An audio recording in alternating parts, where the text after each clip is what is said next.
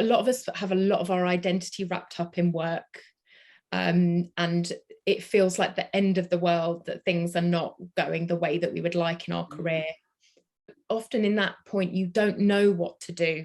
That's the biggest thing, is I don't have clarity. I know that I want something to change, but I don't know what it is. And I don't know what the best next step is. And I don't know how to get out of this situation, because you can't see the wood for the trees. You might have responsibilities. You might have the mortgage or the kids or all of these things. And it can be really difficult to think outside the box when you don't have that space. Talking to someone that has no judgment as to what, or has no personal investment into the decision that you make. You know, we all have our own fears and we can project those onto other people.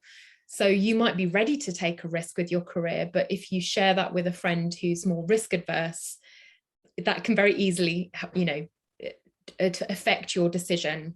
Absolutely. So that's why I think spending time on your own, really exploring your thoughts and feelings, whether that's written or just through thoughts, those are two really good places to start. And this is a piece of advice that was given to me once when I was in a real kind of career rut and didn't have that clarity, was to look at where you can experience more joy and pleasure in your life. The best way to fix a problem in one area is to stop focusing on it and to look at where we can experience more joy and pleasure in other areas of our lives.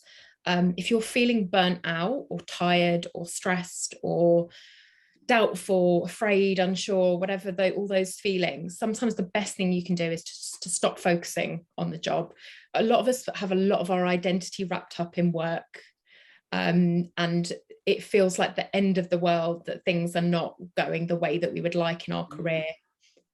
For me, I've found with myself and my clients that the moment we take our focus off of it and we start exploring new hobbies or working on our friendships or our personal kind of our loved ones and relationships or our pets that we're completely neglecting, just taking the pressure off a little bit and focusing on having more of that in our lives, I think can just free you up a little bit and give you some energy to then think differently.